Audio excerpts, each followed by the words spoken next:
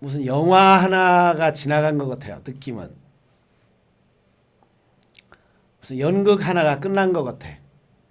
그게 언제부터 시작이냐면 10월 말에 그 코로나 때문에 요양원에 계신 분들 면회가 금지됐었잖아요. 그러니까 이제 2달 만에 다시 재회가 돼서 토요일 날 찾아뵀는데 이렇게 내려오는데 바깥에서 유리창 사이로 보았거든요. 뭐 소독하고 해서 어머니 유리창 바깥에 우리 이렇게 유리창과 유리창 사이에 또 여백이 있고. 근데 내려오시는데 덜컹한 거야. 2달 전의 모습이 아니에요.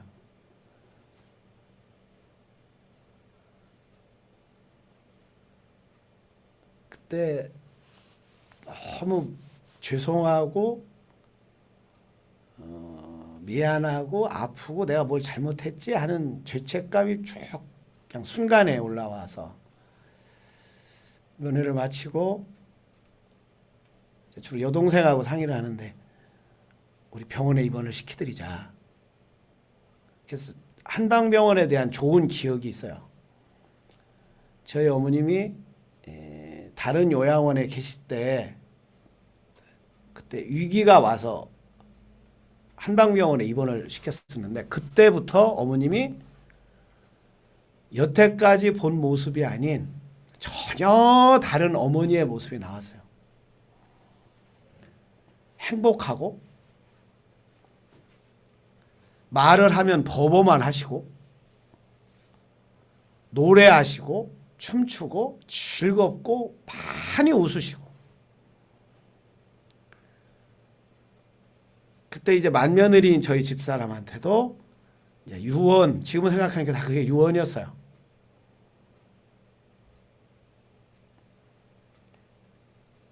네가 우리 집의 가장 큰 어린이다. 이 집안을 지켜다오. 은하를 부탁한다. 이런 등등. 그때 저한테 한 말은 손잡고서 일 많이 하지 마. 부질 없어. 아픈 데는 없고 밥은 잘 먹고 이게 매일 묻는 안부야 가시면. 일 너무 많이 하지 마.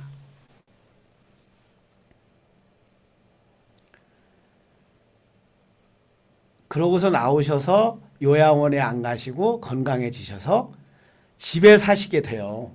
아파트에.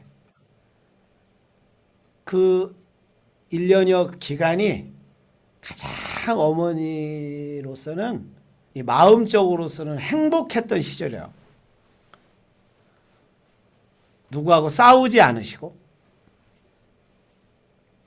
다투지 않으시고 걱정 안 하고 그냥 오히려 우리 걱정하고 그리고 찬송하고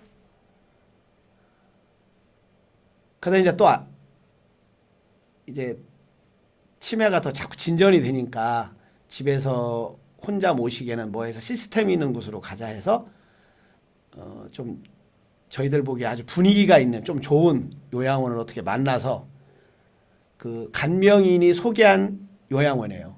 자기 어머님이 거기서 계셨대요. 10년을. 자기가 찾아간 거래요. 자기 어머니가. 자기 어머니가 어느 날 아들한테 나 너하고 살란다 하니까 아들이 아이 또 뭐 저하고 살라고 그래요. 그러니까 하고서 그냥 자기가 딱 챙겨서 요양원에 들어가셨대요. 요양원 그 생길 때. 그래서 거기 원래 오래된 직원은 그분을 아는 거예요.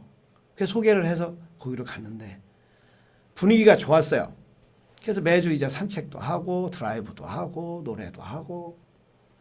근데 이제 치매가 자꾸 진전이 되고 코로나가 와서 면회도 안 되고 그러다 이제 요번 10월에 말에 갔는데 덜컹하는 거야. 그게 영화의 시작이에요. 그 순간이 저한테는. 그게 뭐가 한편에 끝난 것 같아. 여운이 아직도 남아있어. 미안함, 아쉬움, 안타까움, 죄책감. 그래서 이제 간병인을 또 구해야 되잖아요. 병원에. 그러니까 그 권사님한테 우리 여동생이 부탁을 하니까 기꺼이 해주겠다고. 근데 바로 전화가 왔어요. 병원이 아니고 집이다. 집으로 가자고 그러더라고요. 근데 저 어머니 살던 집이 5층 아파트 엘리베이터가 없는 데거든요.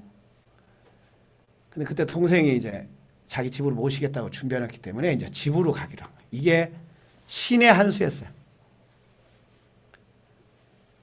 저희가 어머님이 주시는 선물을 받을 수 있는 신의 한 수였어요. 만약에 또 병원으로 갔으면 또 면회 뭐 안 됐을 것이고, 늘 아쉬움이라는 건 남잖아요. 요양원에서 내가 빨리 결정 못한 게 한 일주일 지체됐거든요. 엿새인가? 그거라도 빨리 했으면 더 우리들이 선물을 받을 수 있을 텐데 못 받은 아쉬움이 있죠.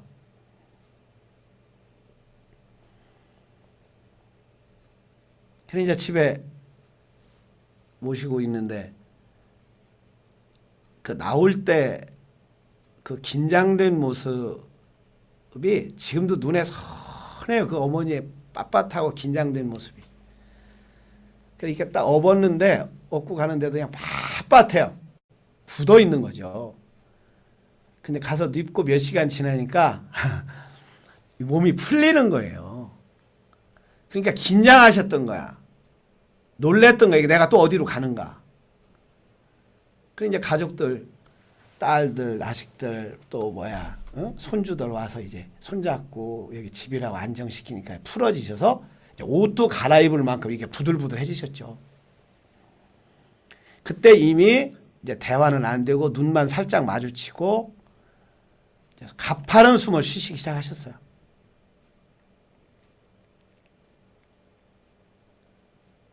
숨은 누가 쉬나 정말 많이 생각했네요. 하나님이 코에 생기를 불어넣으시니 생명이 된지라. 그렇까? 이 들숨과 날숨 사이에 뭐가 있어? 생명이 뭐야? 죽는다는 건 뭐가 죽는 거야? 영원한 생명이라는데 그 영원한 생명은 뭐야? 근데 그때 하나 알아차린 건 내가 정신이 있을 때 정신 차려야 내가 죽지 않겠구나. 죽는 걸 내가 볼 수 있겠구나라는 것이 깊게 왔어요. 어영부영 하다가는 그냥 순간의 죽음에 삼킬 수 있겠더라고. 우리 바울은 이렇게 얘기하거든요. 죽음아 네가 쏘는 것은 어디 있느냐. 사망아 네가 이기는 것은 어디 있느냐. 그러니까 죽음을 향하여 사망을 향하여 볼 수 있고 직관할 수 있고 명령할 수 있고 그러려면 내가 보여야 되는데 못 보면 죽음과 사망에 내가 삼킨 바 되잖아요. 내가 죽잖아요. 변화되는 걸 내가 못 보고 내가 죽잖아요. 이게 웬만한 수련 갖고는 죽음을 지켜본다는 것, 사망을 이긴다는 것, 넘어간다는 게 이게 쉬운 게 아니겠구나 통찰이 굉장히 왔어요.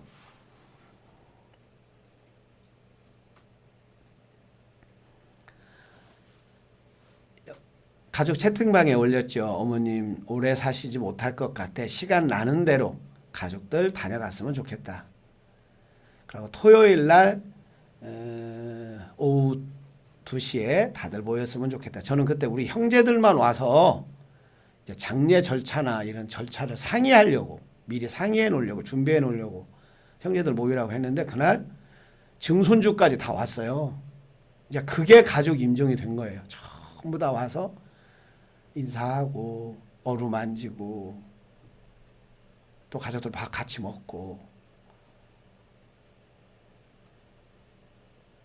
근데 어머니 모셔다 놓고 이제 형제들 하나씩 왔다 갔다 하잖아요. 저희 부탁은 하고 싶은 말들을 다 해라. 알아들으시든 못 알아들으시든 그건 상관없고 하고 싶은 말. 고마운 거, 미안한 거, 억울한 거, 슬픈 거, 아쉬운 거 있는 대로 말을 다 해라. 그러면 동생들 와서 어머니 손잡고 또 어머니 안고 비비고 말들 하고 울고. 근데 그때 정말 생각을 잘했구나. 이게 신의 한 수였구나. 이별의 시간을 가질 수 있어요. 우리가 중환자실에 있거나 정말 요양원에 있으면 그냥 시체 봤거든요. 옛날 메르스 때 여기 명재고톡 종손이 명재고톡 어머님이 종부가 메르스에 걸려서 건양대 병원에 갔어요. 그냥 병원에서 돌아가신 거예요. 그래서 시체를 받은 거예요, 그냥요. 그래가지고 그 종손이 얼마나 죄책감에 시달리냐면 장례 끝나고 우울이 와가지고 행방불명이 됐어. 전화를 끊었어. 그러니까 어디 가서 뭐 하는지도 모를 만큼 며칠 동안 우리 걱정 많이 했다니까.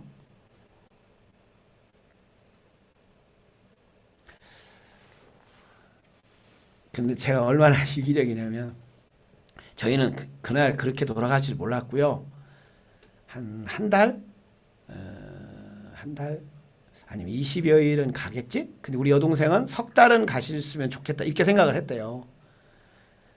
근데 어머니 가파른 숨을 보면 얼마나 이 속이 아프냐면 숨이 너무 가파르니까 제 마음에서는 내가 혹시 잘못하는 거 아니야? 병원에 가서 산소호흡기를 끼워서 편안하게 쉬게 해줘야 되지 않아? 이게 막 올라옵니다, 이 죄책감이.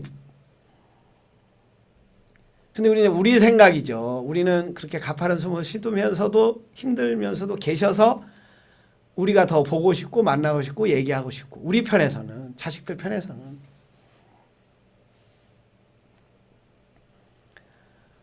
근데 숨이 계속 바뀌는 거예요. 숨의 길이나 숨의 속도나 숨소리나 이게 바뀌어요. 그리고 얼굴색도 바뀌시고 서서히. 근데 그날은 이게 바뀌시는구나. 그래 이제 그날 밤은 이제 오늘부터 여기서 잠도 여기서 자야 되네. 근데 그 간병해 주던 권사님이 정말 예지 능력이 있는 것처럼 저한테 그러는 거예요. 지나가면서 물 갖다 주면서 목사님 오늘부터는 목사님 여기서 주무시는 게 어때요? 그러는 거예요 그날.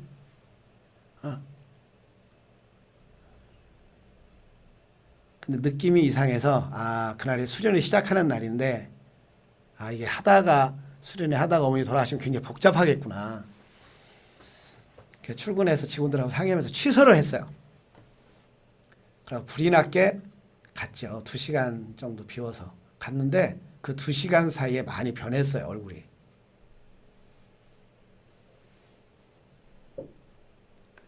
그래서 이제 집사람한테도 전화하고 오늘 와야 되겠다.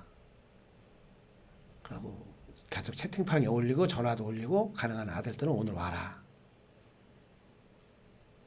근데 저희 집사람이 딱 들어오고 눈 한 번 뜨시더니 5분 만에 숨이 멎는 거예요. 근데 그 순간의 느낌은 이게 영면이구나. 내가 처음으로 영면하소서.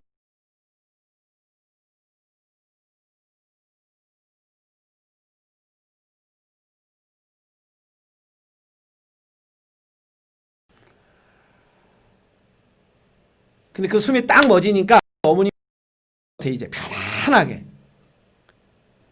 그래 한편은 편안한 거예요. 영면하시는구나 그때 알았어요. 이게 영면.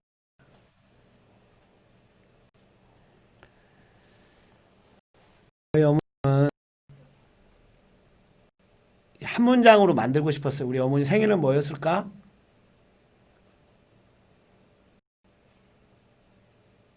돌아가시기 전날부터 생명이 뭘까 할 때 육체 생명이 생명인가? 그렇다면 이것이 이어지는 생명이라면 이것이 이어지는 것만 생명이라면 짐승들은 더 이어왔고 바퀴벌레는 더 이어왔는데 숨 쉬는 게 생명이라고 그러면 거기까지만 생명이라면 그 식물들도 쉬는데 그럼 사람이 가진 생명이라는 건 뭐야? 영혼이라는 건 뭐야? 영혼은 어떻게 이어져? 이것은 이야기로 이어지는구나. 자, 예수 이야기로 이어지는 거잖아요. 붓다 이야기로 이어지는 거잖아요. 이특혜 선생님 이야기로 이어지는 거잖아요. 아, 사람의 생명은 이야기구나. 그래서 어머니 이야기를 그래도 내가 이어줘야. 그래서 볼 때 어머니 이야기를 하면 안 되고 그럼 나에서 끝나니까 이어줘야 되니까 할머니 이야기를 해야 되겠구나. 그래서 조카들이나 자식들한테 할머니 이야기를 한 10개 정도는 써서 남겨줘야 되겠다. 2개 썼는데 그날 어머님이 운명하시는 거예요. 근데 이 이야기가 10편을 다 못 읽을 수 있다. 그럼 우리 할머니는 어떤 인생을 사는 한 문장으로 A4 용지 한 장으로 정리하면 뭘까?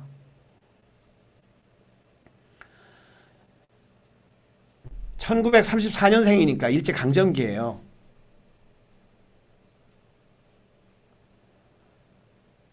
6.25 겪으셨고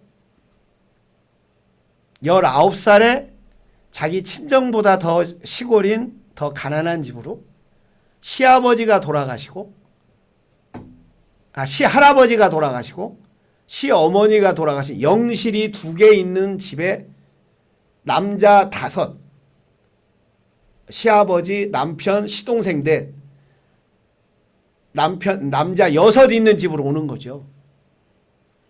그러니까 우리 어머님이 6개월 정도, 아버지가 6개월 정도 밥을 혼자 해 먹었대요. 동생들 데리고 빨래하고. 그 동네 아줌마가 자기 친정집 아가씨 하나를 소개한 거예요. 그래서 자기가 본 적도 없는 시어머니와 시할아버지 영실에서 엉엉 울은 거예요. 그래서 어머니 그 엉엉 울음이 나와요. 그랬더니 너무 이 후손들이 불쌍해서 꺾어 울었다는 거예요. 동네 시어머니 친구들이 있었을 거 아니에요. 그 우는 것을 모습 너무 처절하니까 와서 손 붙잡고 같이 울면서 그러더래요. 그래도 이 집 안 망하겠네. 우리 집 망했다고 그랬대. 왜? 대들보가 다 죽었잖아요. 거기가 장례빚은 있고 빚더미에 있고.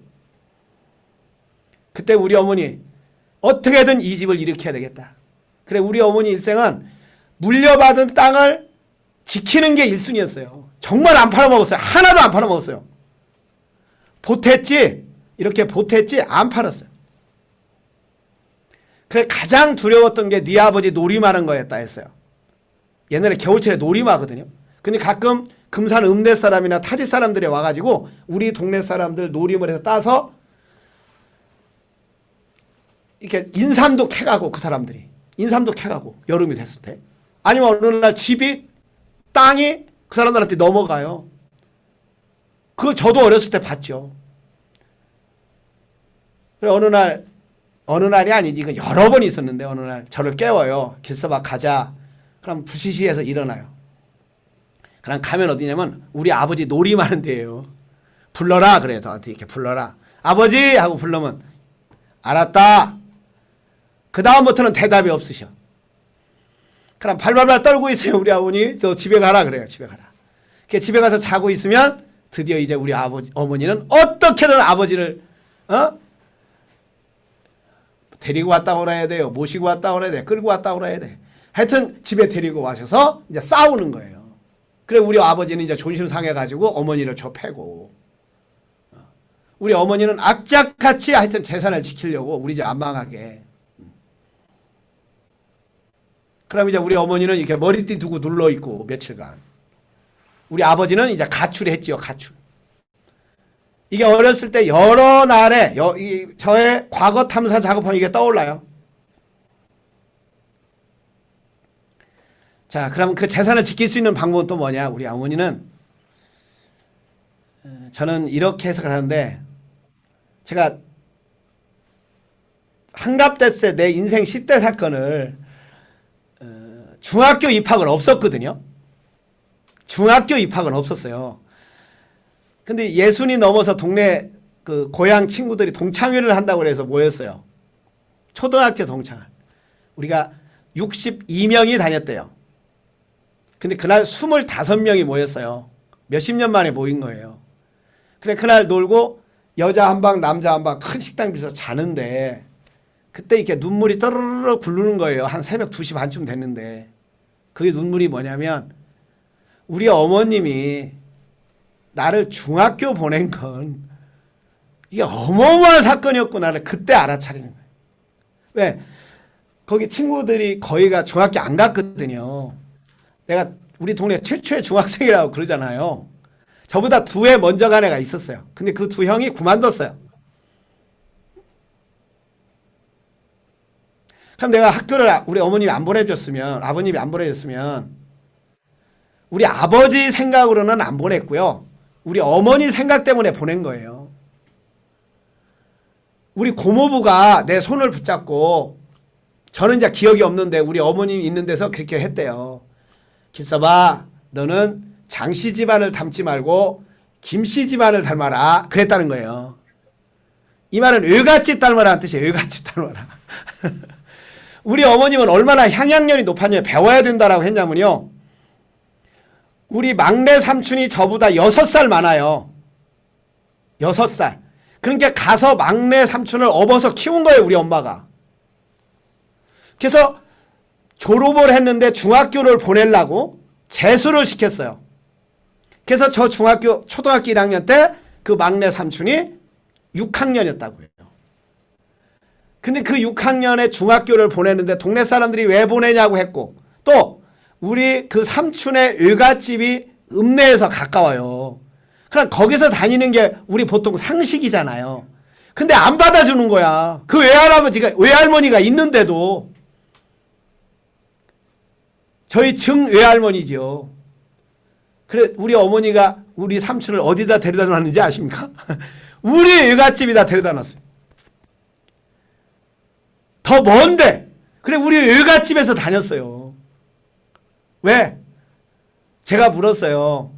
그 초등학교 동창회하고, 아 중학교를 보낸 게 혁명이었구나 나한테는, 우리 집안으로서는. 그래 물었더니 어머님이 하시는 말이, 어떻게 중학교 보낼 생각을 하셨어요? 삼촌도 학교를 보낼 생각을 했고요. 그 삼촌은 학교를 다니다 그만둡니다.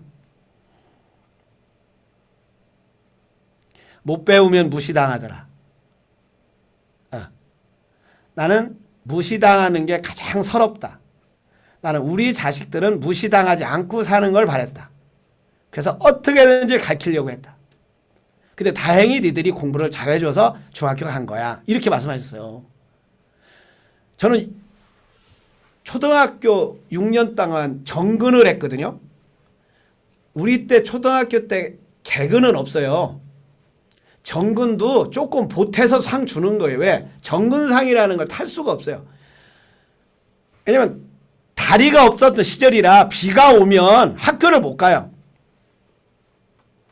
근데 우리 어머님은 학교는 가는 거예요. 그냥 아파도 가고, 비가 오면 또랑을 하나 건너야 되는데 삼촌들이 건너줘야 돼요. 아버지가 건너줘야 돼요. 학교는 가는 거야. 그냥. 그게 어렸을 때부터 들어와 있어요. 학교는 가는 거예요. 아파서 안 가고 뭐해서 안 가고 지각하고 아니에요.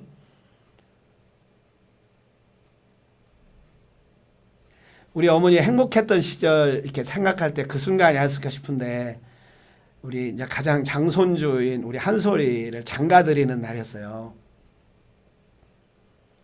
이제 호텔 예식장에서 이렇게 이제 예식을 하는데 우리 어머님이 외삼촌하고 이모 자리로 옮겨가시는 거예요. 이렇게. 근데 갔다 만면의 미소를 짓고 다시 오셨어요. 그래 우리 형제들끼리 모여서 우리 어머니 거기 가서 뭐 했을까? 그랬더니 오늘 가오다시 잡으셨을걸? 그래 그 다음날 전화를 했지 어머님한테. 어머니 어제 이모님하고 외삼촌 자리 가서 뭐 하셨어요? 그래서 이제 뭐라고 이렇게 얘기하고 그랬는데, 오다가 그랬다는 거예요. 속으로. 말로는 못하고. 내가 니들 이제 완전히 이겼다 그랬다는 거예요. 왜냐면 우리 어머님이 가장 못 살았어요.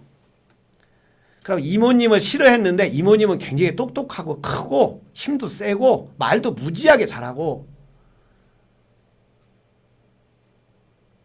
그럼 우리보다 다 잘 살았어요. 그래 우리의 꿈은 뭐냐? 방학 때 이모네 집 가고 외삼촌 집에 가는 거예요. 왜? 거기 가면 쌀밥을 먹었어요. 근데 세월이 흘러서 가장 못 살았는데, 어머니로서는 손주가 미국에서 박사 과정도 밟지, 또 한의사도 나오지, 선생님들도 여러 명이 나오지 하니까 니들 손주들하고는 이제 비교가 안 된다 이 얘기예요. 이겼다라는 게. 그래서 형제는 남의 시작이라고 그러더니 형제는 시기와 질투에 애정도 있지만 그런 것도 있잖아요. 경쟁의 상대잖아. 우리 어렸을 때부터 그래왔잖아요. 그러면서 삶을 배우는 거잖아요. 내가 니들 완전히 이겼다. 저희 어머님 한 문장으로 만들면 무지와 가난, 허약으로부터 탈출하려고 한시도 쉬지 않고 그런 정신줄 안 놓고 그렇게 일하셨구나. 우리 어머님은 일을 얼마나 잘하셨냐면요. 19살에 시집을 왔는데 20살에 이제 봄에 우리 동네 종광이네 집에 제 부잣집에 밭을 매러 간 거예요. 근데 2주간을 보름을 밭을 매줬는데 보리쌀 반마를 주더래요. 근데 메타인지가 높으셨는지 남의 일 하다가는 평생 가난하겠구나 이 생각이 들더래요. 그래 그때부터 우리 어머님은 남의 일은 안 하셨어요. 품앗이도 별로 안 하셨어요. 왜? 밭을 맬 때 동네 사람보다 이렇게 2고랑을 매도 빨리 가. 우리 아버지하고는 우리가 눈으로 봤어. 3고랑을 매도 빨리 가. 우리 어머님이 얼마나 부진하셨냐면 우리 집이 깨끗했어요. 마루도 깨끗했고 정지도 깨끗했어요. 밥을 제일 일찍 먹었어요. 왜냐면 제가 밥 먹고 나가면 학교 가자고 하면 애들은 밥 먹고 있거나 그때 상 들어갔어요. 여자 혼자 사는데도. 부지런함, 또 악착 같음, 이기는 습관, 어떻게든지 있는 재산 지키려고 했고 더 보탰고 또 우리를 이만큼 이 정도의 삶을 살게 해준 것은 저희를 가르친 거예요. 저희를 가르친 거예요. 저희 어머님이 가장 잘한 것 중에 하나는 가장 서러운 거 하나는 그때 저는 떠나 있어서 몰랐는데 우리 동생이 그랬는데 어머니가 많이 울으셨다는 거예요. 요번에 들었어요. 울으셨겠구나. 19년 동안 16년 동안 홀 시아버지를 모셨거든요. 장남이니까. 그 홀 시아버지를 제가 아는 것만 해도 여자를 들여서 장가 들여보낸 중에 10번이 넘어요. 저희 할아버지를. 근데 둘째 작은아버지 장가해서 세금 내주고 셋째 작은아버지 장가 들여서 세금 내주고 넷째 작은아버지 다 세금 내주고 우리 어머니가 다 하신 거예요. 근데 셋째 작은아버지 장가 드리고서 이제 세금 내려고 하니까 우리 할아버지가 나는 셋째하고 살란다 이렇게 얘기를 하신 거예요. 그러니까 우리 어머니는 16년 동안에 모신 것을 거절당하는 거죠. 그래서 이제 홧김에 저희들 논밭이 있는 모래봉이라고 하는 인삼이 있으니까 인삼을 지켜야 되니까 삼장막 대신에 그냥 허술하게 집을 후닥닥 쳐가지고 나가신 거예요. 우리 어머니가. 한 번도 생각해 본 적이 없는데. 그래서 외딴 집에서 한 3, 4년 살았는데 그때 이제 딸 하나 낳는데 그 딸이 또 죽어요. 또 우리 아버지는 여전히 놀이 마시고 나무는 안 하시고. 그래 밤에 우는 것을 우리 동생들이 본 거예요. 밤에 깨보면 엄마 혼자 울고 있고 벽에서 이불 뒤집어 쓰고 혼자 울고 있고. 그러다가 이제 동네에 빈집이 하나 생겨서 동네에 이사를 왔고. 근데 그때 금산 읍내에서 장사를 하시던 저희 큰 외삼촌이 우리 아버지한테 하는 말이 나 이제 이 장사 그만하려고 그렇게 던졌는데 우리 아버지는 언제고 5번 유형이라 생각을 하고 자기가 모르는 일은 절대 도전 안 하고 자기가 안다고 하는 확신에 사로잡혀 있고 그런 분이시거든요. 그럼 일은 못 하시고 책 읽는 거 좋아하고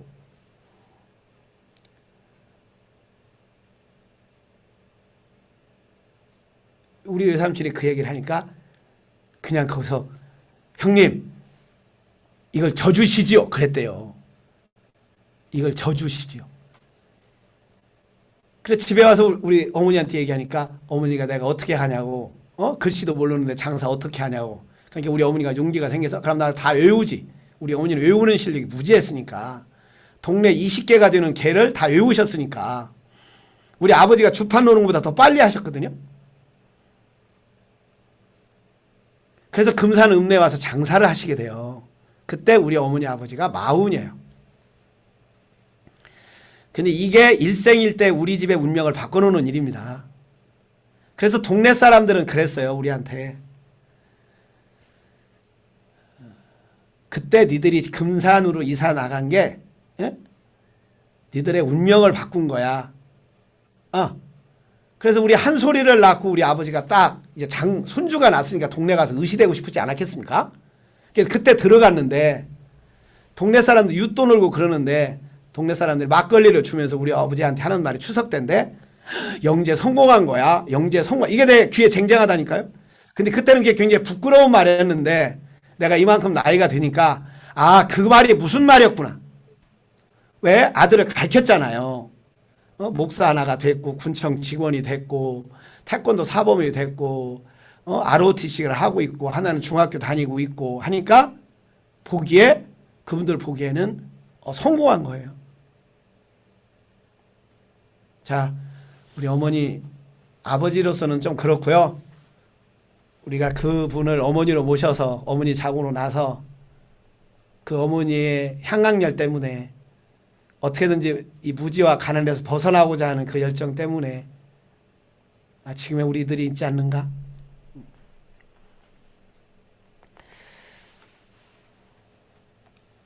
어머니 가시는 길에 가장 저한테 막히는 일은 저는 어머니한테 소리를 지르거나 눈을 불알아 떠보거나 이런 본 적이 몰라요. 제 기억으로는 없어요. 우리 어머니 기억 속에는 있는지 모르지만 우리 형제들 기억 속에는 모르지만 엄마한테 큰 소리 지르거나 대들거나 아무리 부당한 말을 해도 그냥 가만히 있었지 따지거나 엄마를 틀렸다고 얘기해 본 적이 없거든요. 오류 정보를 얘기를 하셔도 그러세요? 그냥 그랬지. 근데 어느 날 저희하고 집사람하고 오라고 그러더니 저희 어머님이 진산에 와서 같이 살고 싶다고 하는 거예요. 근데 그때 느낌은 우리 어머님이 진산에 오면 내가 하는 일 방해되지 이 생각이 확 올라왔어요. 또 싸우기나 하면 어떡해요. 우리 어머니는 부당한 일은 자기 생각에 부당한 일 이면 싸우시거든요. 따지고 욕하시고.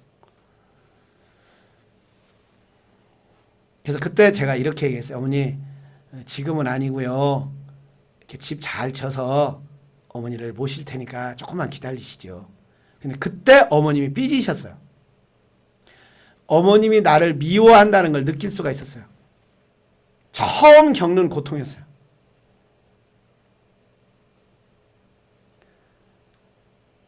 근데 집을 졌잖아요. 졌는데 어머님은 이미 치매가 오신 거예요. 거짓말한 게 된 거예요, 제가.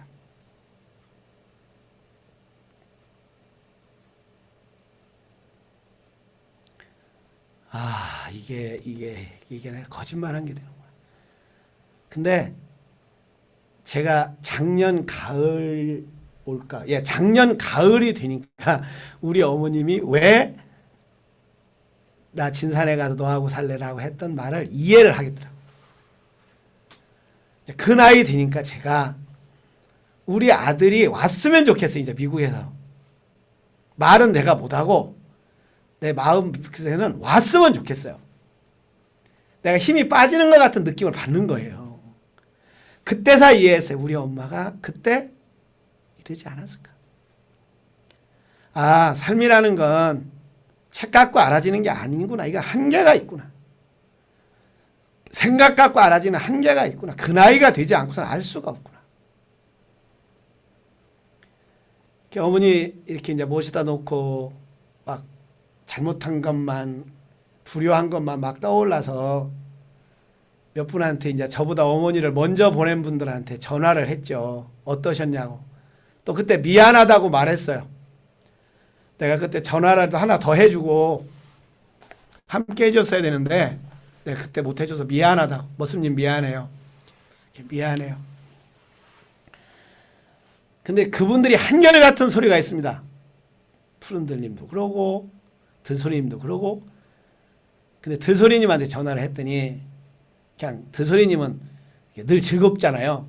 그래서 뭐라고 말하냐면 선생님 지금 행복한 줄 아세요? 그러는 거예요. 지금 행복한 줄 아세요? 그러는 거예요. 자기는 한 달 월급밖에 못 갖다 주고 어머니 돌아가셨다는 거예요. 지금 행복한 줄 알으라는 거예요. 그래서 전화가 끊겼어요. 근데 그 말이 그렇게 저한테 쑥 들어오는 거예요. 지금 행복한 줄 알아라. 맞아, 내가 맨날 하던 소리지. 지금이 바로 은혜 받을 만한 때고 지금이 구원의 날이다. 지금 행복하다. 지금 행복을 못 느끼면 못 느낀다. 근데 그때 뭐가 딱 떠오르냐면 그냥 며칠 전 요양원에 가서 몇 달 전 요양원에 가서 손잡고 걷던 그때가 행복했었구나. 바깥에 나와서 호떡 사주면서 웃으시면서 맛있어라고 먹으시는 그 모습을 보고 그게 정말 행복했었구나. 요양원에 나와서 주차장에 앉아서 지나가는 사람들 햇빛 받으면서 엄마하고 이런 얘기 저런 얘기 시장 얘기 하던 때가 정말 행복했었구나.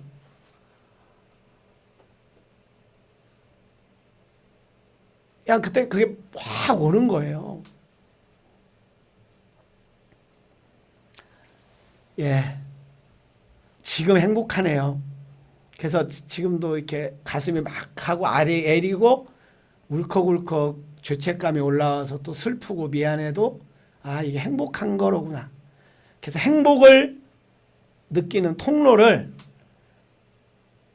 새롭게 열어주셨어요.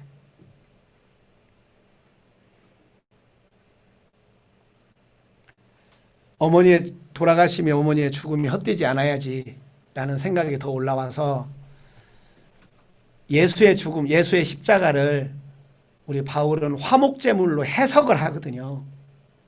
그래? 그럼 우리 어머니의 죽음도 화목제물로 해석을 해야지 해서 마지막 하관 예배 드릴 때 안장식을 할 때 그 전날 채팅방에 올렸죠. 가족들. 안장식 할 때 가슴에 맺힌 것들이 있으면 다 얘기하고 풀고 보내드렸으면 좋겠다. 다 묻고 오자. 그래서 어머님께로부터 받은 사랑 이것을 우리 품고 살았으면 좋겠다. 그래서 안장식 때 이제 하나하나 자식들 또 며느리들 손주들 가장 힘들고 어려웠던 거 할머니한테 맺혔던 것들을 풀고 가는 의식을 했어요. 근데 이게 참 잘했다 싶네요. 그러지 않으면 우리는 받은 사랑이 훨씬 많거든요. 누구한테도. 근데 우리 뇌 구조는 아프고 쓰리고 억울했던 것만 기억을 잘해요. 이 편도체가 자꾸 그것만 떠올리는 거예요. 근데 그걸 경험시켜서 빼줘야 아름답고 행복하고 은혜 입었던 장면들을 더 많이 생각해야 우리 후손들이 더 잘 되고 또 우리 어머니 원하시는 것도 그런 것일 거고 그것이 장남인 나로서는 우리 가족들을 그렇게 인도해 가는 것이 내가 할 수 있는 일이 아닐까. 자, 무슨 일이 일어나든 우리는 그 일을 통해서 사랑을 배웁니다. 무슨 일이 일어나든 그 일을 통해서 우리는 감사를 배웁니다. 자, 산다는 것은 삶의 질을 향상시키는 것, 탁월함을 추구하는 것. 내가 온 것은 양으로 생명을 얻게 하되 더 풍성함을 얻게 하는 것입니다. 자, 우리 어머님 왔다가 가셨죠. 생명의 선물, 또 살아가는 이야기, 이 이야기는 우리들이 얼마나 잘 이어가느냐에 따라서 우리 어머니의 생명은 더 커지고 더 아름다워지고 더 깊어지고 그래서 고린도전서 13장 4절 어머님은 오래 참고 어머니는 친절합니다. 어머니는 시기하지 않으며 뽐내지 않으며 교만하지 않습니다. 그래서 어머니를 어미 모자를 다른 말로 말하면 무자래요. 없을 무래요. 그러나 어머니는 뭐냐? 자기가 없는 분이야. 그냥 어머니로 사셨어. 가까이 있는 저 집사람 사는 거 보면, 자식들한테 해주는 거 보면 자기가 없어요. 그냥 엄마만 있어. 어머니는 오래 참고 친절합니다. 어머니는 시기하지 않으며, 어머니는 뽐내지 않으며, 어머니는 교만하지 않습니다. 어머니는 무례하지 않으며, 어머니는 자기의 이익을 구하지 않으며, 어머니는 원한을 품지 않습니다. 예, 우리 어머니 참 다 주셨어요. 그런데 와서 살겠다고 하는데 그거 하나 제가 못해서. 어머니는 불의를 기뻐하지 않으며 어머니는 진리와 함께 기뻐합니다. 어머니는 모든 것을 덮어주며 어머니는 모든 것을 믿으며 어머니는 모든 것을 바라며 어머니는 모든 것을 견딥니다. 어머니는 없어지지 않습니다. 어머니는 영원합니다. 내가 있다는 말은 어머니가 있다는 말입니다. 어머니 없이 이 땅에 올 수 있는 생명은 하나도 없습니다. 오늘은 어머니 하나님이십니다. 여기까지 하겠습니다.